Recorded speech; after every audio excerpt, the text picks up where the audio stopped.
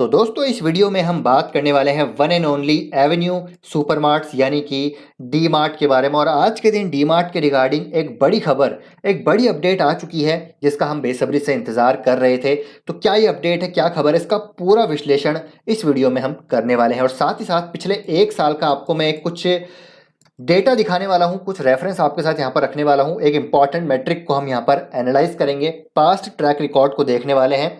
तो उसके थ्रू हम यहाँ पर कुछ समझने की कोशिश करेंगे। तो वीडियो को बिना स्किप करे जरूर देखना है आपको। और आगे आपको क्या करना है, हमको क्या करना है, डीमार्ट के स्टॉक में टेक्निकल चार्ट पे क्या लेवल्स हैं, सारी चीजें डिस्कस करेंगे। वीडियो के साथ बने रहिएगा। तो आज के दिन दोस्तों देखिए कंपनी अपडेट आ चुकी है क्वार्टर वन की। जी हाँ दोस्तों, क्वार्टर वन FY23 की कंपनी अपडेट आज के दिन हमको यहाँ पर देखने को मिल रही है। और कंपनी के नंबर आने वाले हैं, डीमार्ट के नंबर आने वाले हैं 9 जुलाई को। तो इसका पूरा एनालिसिस हम करेंगे, यहाँ पर सब चीज़ देखेंगे। ये तो सिर्फ अपडेट है और काफ़ी अमेजिंग अपडेट है। जिस प्रकार की उम्मीद रहती है डीमार्ट से, उसी प्रकार का परफॉर्मेंस रहा है। जी हाँ दोस्तों, आप देखिएगा कि इस क्वार्टर में और पिछले साल इसी क्वार्टर के मुकाबले कितना ज़बरदस्त हमको रेवेन्यू ग्रोथ देखने को मिला है। ऑलमोस्ट 5000 करोड़ से रेवेन्यू बढ़ के ऑलमोस्ट देखिए 9800 करोड़। तो ऑलमोस्ट नियरली 100% की हमको टॉप लाइन ग्रोथ देखने को मिली है। और स्पेसिफिक में बात करूँ तो आई थिंक 95% की ग्रोथ यहाँ पर देखने को मिल रही है। तो यहाँ पर इसीलिए ये इतना ज़बरदस्त बिजनेस मॉडल है, 100% की टॉप लाइन में growth, which is really really amazing. लेकिन एक और इम्पॉर्टेंट यहाँ पर अब जो है मैट्रिक है वो है स्टोर एडिशन। कितने स्टोर इन्होंने ऐड किए अब की बार? 294। जून क्वार्टर में 294 हमको यहाँ पर स्टोर्स देखने को मिल रहे हैं। अब चलिए इस मैट्रिक पे हम पिछले एक साल का एनालाइज करते हैं कि इन्होंने कितने स्टोर्स यहाँ पर ऐड किए हैं।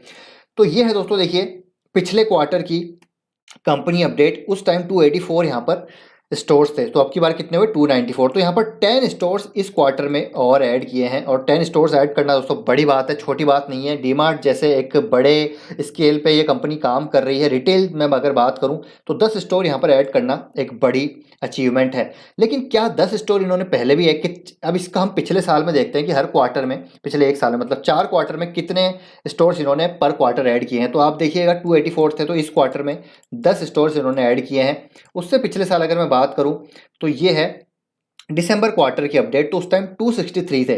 तो देखिए दोस्तों 263, फिर थे 284, अभी 294। तो यानी कि 263 से 284 कितना हुआ?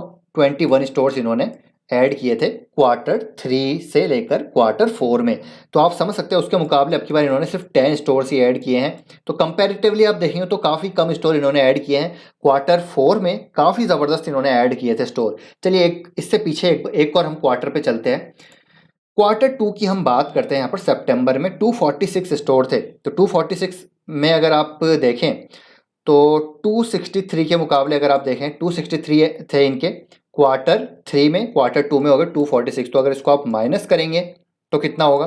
देखिए 17 स्टोर इन्होंने यहाँ पर ऐड किए थे। तो अगेन अब की बात क्वार्टर 2 से भी कम है, क्वार्टर 4 से भी, क्वार्टर 3 से भी कम है, क्वार्टर 4 से भी कम है। तो अब की बार सिर्फ इन्होंने 10 स्टोर ऐड किए हैं। इससे लास्ट एक और क्वार्टर में देखते हैं, पिछले एक साल की हम बात करें तो जून के क्वार्टर में, मतलब पिछले साल इसी क्वार्टर में 238 स्टोर्स थे।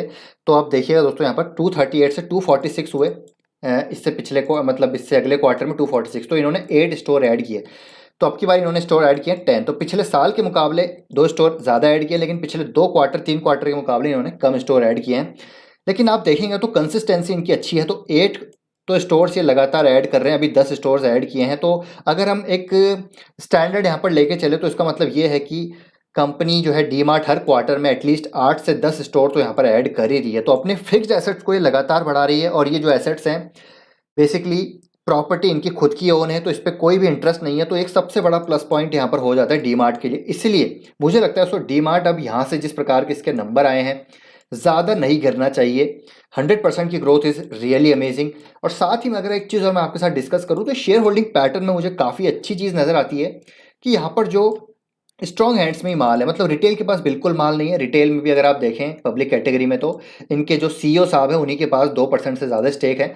तो रिटेल के पास ज़्यादा जो है स्टॉक नहीं, मतलब ज़्यादा यहाँ पर जो है स्टेक नहीं है। तो इसके हिसाब से मुझे लगता है कि ये स्टॉक ज़्यादा नहीं गिरना चाहिए।